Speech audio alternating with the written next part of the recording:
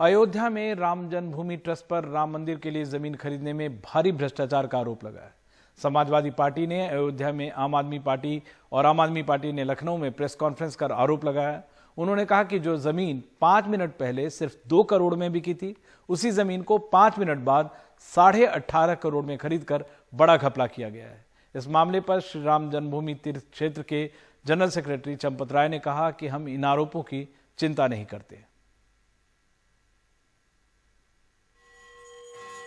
जिन भगवान राम के नाम पे आदर्श राज्य व्यवस्था को राम राज्य का नाम दिया गया, उसी भगवान का मंदिर बनाने में घोटालों के आरोप हैं। समाजवादी पार्टी के नेता और पूर्व मंत्री पवन पांडे ने अयोध्या में मीडिया के सामने रजिस्ट्री के दस्तावेज पेश कर आरोप लगाया कि राम जन्मभूमि की जमीन से लगी एक जमीन पुजारी हरीश पाठक और उनकी पत्नी ने 18 मार्च की शाम सुल्तान अंसारी और रवि मोहन को 2 करोड़ में बेची। वही जमीन सिर्फ चंद मिनट बाद चंपत राय ने राम जन्मभूमि ट्रस्ट की तरफ से 18.5 करोड़ में खरीद ली।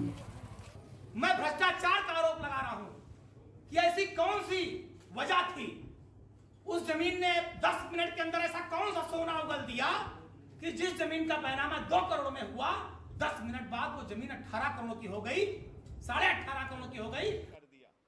यही आरोप उसी वक्त आम आदमी पार्टी के सांसद संजय सिंह लखनऊ में एक प्रेस कॉन्फ्रेंस कर लगा रहे थे।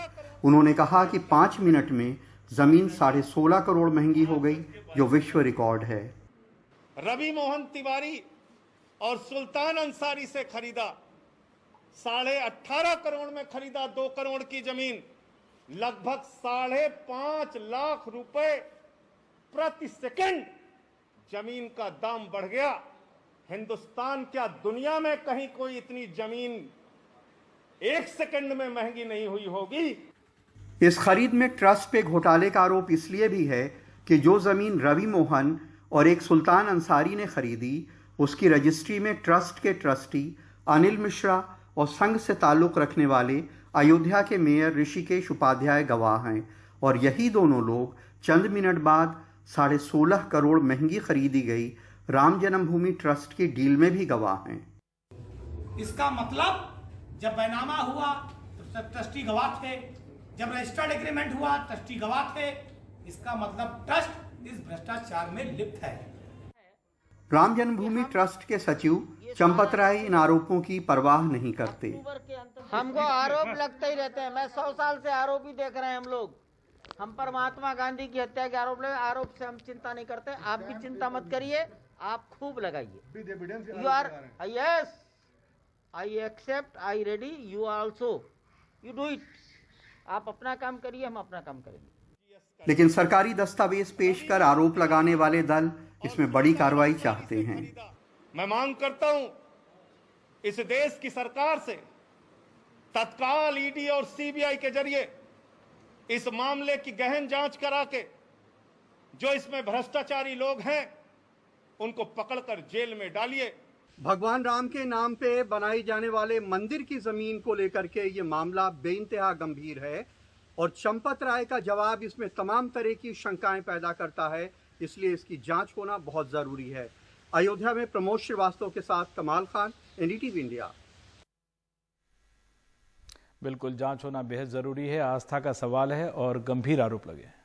जम्मू कश्मीर से धारा 370 हटाए और केंद्र शासित प्रदेश बनाए जाने के 2 साल बाद अब ये चर्चाएं शुरू हो गई हैं कि उसे राज्य का दर्जा वापस देने की कवायद शुरू की जाए। सूत्रों के मुताबिक केंद्र सरकार की तरफ से इस तरह के संकेत मिले हैं। उधर जम्मू कश्मीर की पार्टियों के गुपकार गठबंधन की गतिविधियां बढ़ गई हैं।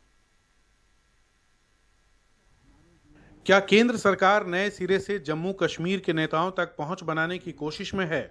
जम्मू कश्मीर का विशेष दर्जा खत्म किए जाने को 2 साल होने को हैं। सूत्रों के मुताबिक ऐसे संकेत मिल रहे हैं कि केंद्र सरकार जम्मू कश्मीर को राज्य का दर्जा बहाल करने की प्रक्रिया शुरू कर सकती है और विधानसभा चुनाव करा सकती है। नेशनल कॉन्फ्रेंस के फारूक अब्दुल्ला की अगुवाई वाले गुपकार गठबंधन का कहना है कि वो बातचीत की किसी प्रक्रिया के खिलाफ नहीं है। हम कभी ऐसी प्रक्रिया को ना नहीं कहेंगे जो जम्मू कश्मीर के लोगों की शिकायतों को दूर करने और उनकी बात सुनने का मौका देती हो। हमारा यकीन है कि जो भी हुआ उससे संघीय ढांचे और संविधान के प्रावधानों का उल्लंघन हुआ। the federal structure of the country. बुधवार को फारूक अब्दुल्ला के नेतृत्व में गुपकार गठबंधन की बैठक के बाद राजनीतिक सक्रियता के कुछ संकेत मिले।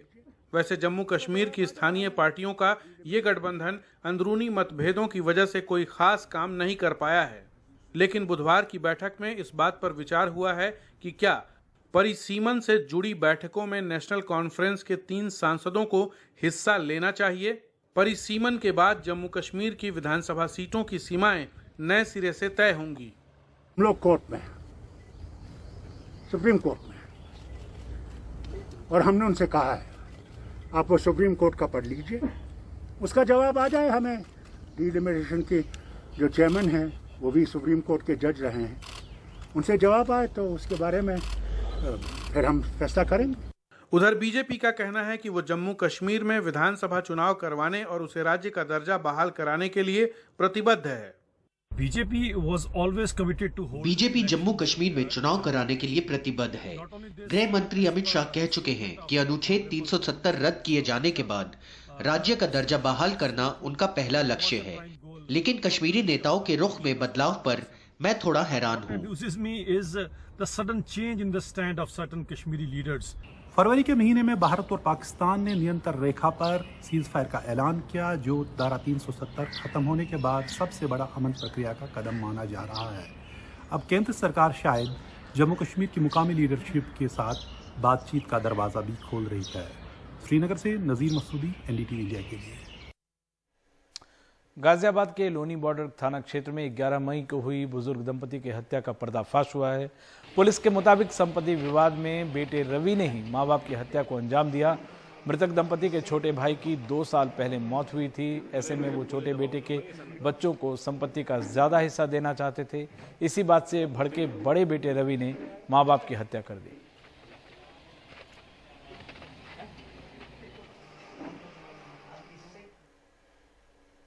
वाराणसी में रविवार को national mission for clean Ganga की टीम ने सॉल्यूशन का स्प्रे कर हरे शैवाल को हटाने की कोशिश की। ये सॉल्यूशन जर्मनी की कंपनी ने उपलब्ध कराई है। पिछले कुछ दिनों से गंगा का पानी हरा होने लगा था और घाटों के किनारे शैवाल इकट्ठा होने लगा था। प्रशासन को जानकारी मिलने के बाद टीम बनाई गई और अब शैवाल हटाने की कोशिशें तेज हो गई हैं। देखिए, जहाँ पर स्टेगनेंट है पानी, वहाँ पे हम इसका ट्रायल कर रहे हैं। जहाँ पे नदी के बीच में हम लोग इसका छिड़काव अभी नहीं कर रहे हैं।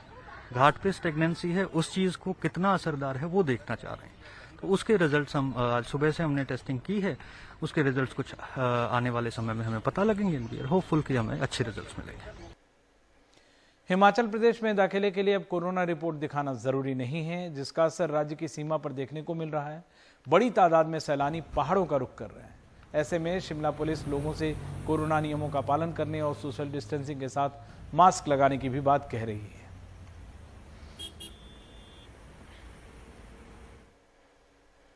कर्नाटक के तटवर्ती इलाकों में जमकर पानी बरस रहा है। मंगलुरु में भी जोरदार बारिश हो रही है, जिससे वहां जनजीवन अस्त व्यस्त हो गया है।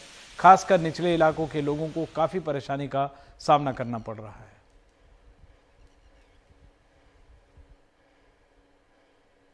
गुजरात की लोक गायिका गीता रबारी को घर पर कोविड वैक्सीन दी जाने पर विवाद खड़ा हो गया है। मामले में प्रशासन ने स्वास्थ्यकर्मी को नोटिस जारी कर दिया है। दरअसल गीता रबारी ने शनिवार को अपने फेसबुक पेज पर वैक्सीनेशन की फोटो अपलोड की, जिससे घर पर टीका दिए जाने की बात सामने आई और विवाद खड़ा हो गया, जिसके बाद विवाद होते देख फोटो डिलीट कर दी गई। पूरे मामले पर डीडीओ ने संज्ञान लेते हुए जिला हेल्थ ऑफिसर को मामले की जांच के लिए आदेश दे दिए हैं।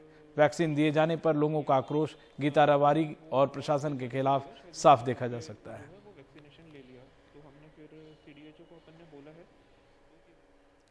फ्लाइंग सिख मिल्खा सिंह की पत्नी निर्मल मिल्खा सिंह, जो भारतीय टीम की पूर्व वॉलीबॉल कप्तान भी थी और 85 साल की उम्र में उनका निधन हो गया। वो पिछले महीने कोरोना पॉजिटिव होने के बाद मोहाली के फोर्टिस अस्पताल में भर्ती हुई थी।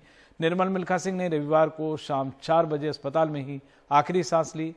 भारतीय वॉलीबॉल टीम के की कप्तान के तौर पर उन्होंने अहम भूमिका निभाई थी और पंजाब सरकार में खेल निदेशक के पद पर भी वो काम कर चुकी थी। उनके पति और पूर्व अंतर्राष्ट्रीय एथलीट मिल्खा सिंह फिलहाल 25 मई को कोरोना पॉजिटिव होने के बाद चंडीगढ़ के पीजीआई अस्पताल के आईसीयू में भर्ती हैं, जिसकी वजह से वो अपनी दिवंगत पत्नी के अंतिम संस्कार से भी वंचित रह गए।